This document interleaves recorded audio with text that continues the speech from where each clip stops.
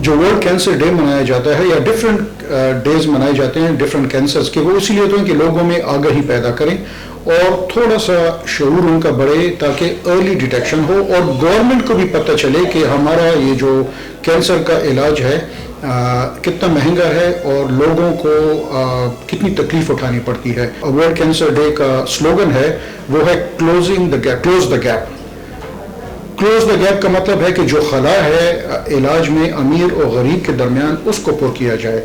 Close the gap ہم تقریباً 10 سال پہلے ہماری حکومت خیبر پختونخوا نے اس پہ کام شروع کیا تھا تاکہ کوئی بھی غریب اس وجہ سے نہ مرے کہ اس کے پاس علاج کے پیسے نہیں تھے۔ پچھلے 10 سال سے کینسر کی مریضوں کا مفت علاج کر رہے ہیں اور حکومت خیبر پختونخوا کی مدد سے اس وقت ہمارے جو ہاسپٹل میں رجسٹرڈ مریضوں کی تعداد ہے وہ تقریباً 8,500 ہے، اور سالانہ ہم جتنے مریض دیکھ رہے ہیں وہ تقریباً 20,000 سے زیادہ ہے۔ تقریباً ہر ایک کینسر کا علاج اس وقت ہم فری پرووائڈ کر رہے ہیں۔ اس میں چاہے وہ چھاتی کا سرطان ہو، چاہے وہ پھیپھڑے کا سرطان ہو، چاہے وہ آنتوں کا سرطان ہو، ہڈی کا ہو، ہر ایک ہم علاج اس کا ہم فری کر رہے ہیں۔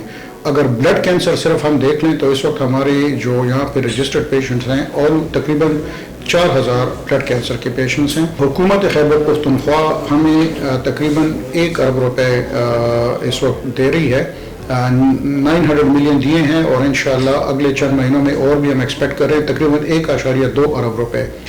لیکن یہ پیسے بھی اس تمام پروجیکٹ کو کور نہیں کر سکتے۔ ہم نے اس لیے کچھ فارماسیوٹیکل کمپنیز کے ساتھ معاہدہ کیا ہے، تو ہمیں یہ دوائیاں تقریباً 15% آف دا کاسٹ مل رہی ہیں۔ انشاءاللہ امید تو ہے کہ بائی جون ہم اس پروجیکٹ کو ریگولر کر دیں گے تاکہ ہر 3 سال بعد پھر ہمیں اس کے لیے دوبارہ PC1 وغیرہ نہ بنانے پڑیں۔ دوسری بات جو بہت امپورٹنٹ ہے وہ یہ ہے کہ نارملی حیات آباد میڈیکل کمپلیکس کی جب بات آتی ہے تو لوگ صرف کینسر پیشنٹس یا کینسر ٹریٹمنٹ کی جو ہے حد تک جانتے ہیں، لیکن ہم یہاں پہ پوسٹ گریجویٹ اسپیشلسٹ بھی پروڈیوس کر رہے ہیں۔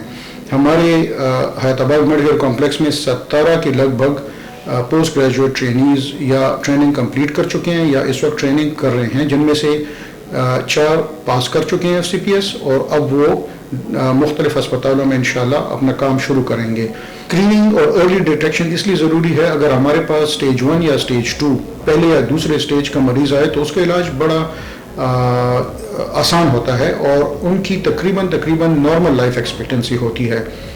انفارچونیٹلی ہمارے پاس جو مریض آ رہے ہیں وہ سٹیج 3 اور 4 کے ہوتے ہیں۔ ایک دفعہ آپ تیسرے یا چوتھے درجے پہ چلے جائیں تو ایک تو علاج بہت مہنگا ہو جاتا ہے، اور دوسرا مکمل طور پر صحت یاب ہونے کے چانسز کم ہو جاتے ہیں۔